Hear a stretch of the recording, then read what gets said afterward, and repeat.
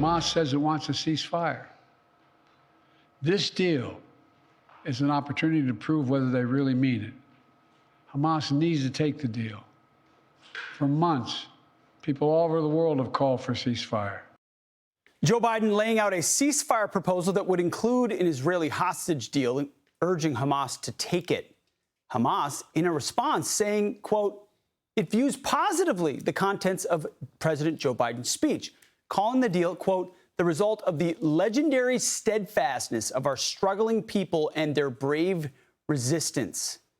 Here with reaction is Senior VP for Research at the Foundation for Defense of Democracies, Dr. Jonathan Schanzer. Doctor, we'll get into the policy specifics in a moment, but why does Hamas love this so much? Well, quite frankly, because Hamas is going to be able to exist after this war if this ceasefire is implemented. Joe Biden is basically saying that it's okay that the organization that has carried out the murder of 1,200 people and the kidnapping of 240 and launched a war that has devastated Gaza and brought the Middle East on the verge of a full regional war, they don't have to pay a price. They will still actually survive after this, if I'm reading this plan correctly, the plan that the president floated yesterday. You're exactly right. It feels like Hamas would have written this plan. We'll put it up there. It's still very ambiguous, but it's 3 phases. The first is a 6-week ceasefire, which is what the left and what Hamas really want. And again, there's hostages, and that's very important. But then phase 2 is permanently end the hostilities. Based on what? Based on the destruction of Hamas? Certainly not.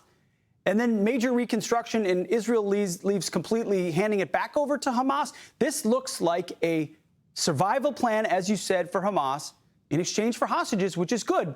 But the progress Israel has made, in large part, is reason why they've gotten hostages back.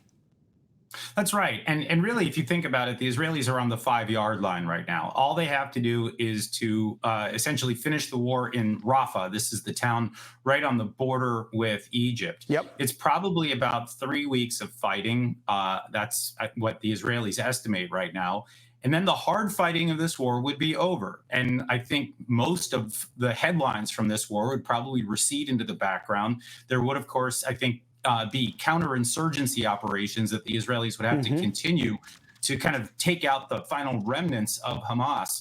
But what it looks like right now, from my perspective, is the Biden administration is telling the Israelis not to finish this, not to get into the end zone. They want the Israelis to stop right now and to allow for Hamas, for Iran, for Hezbollah. You got to remember, this is an entire axis that is trained and financed and armed by the Iranians. They've been waging war on multiple fronts, not just in Gaza, but also in Lebanon and the West Bank and in Iraq and Syria and Yemen.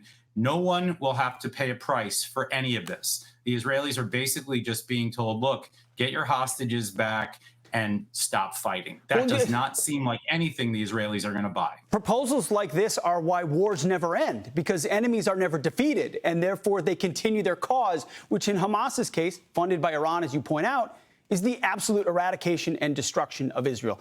Real quick, this was painted by the Biden administration as something the Israelis are for. We only have about 30 seconds. Do you think Israelis really want this deal? No, I mean, we're seeing Israeli politicians across the political spectrum, left, right, and center, are panning this thing. I think they appreciate the effort, but they do not appreciate the specifics.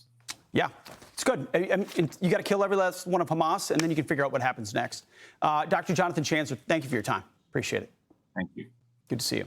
I'm Steve Doocy. I'm Brian Kilmeade. And I'm Ainsley Earhart. And click here to subscribe to the Fox News YouTube page to catch our hottest interviews and most compelling analysis.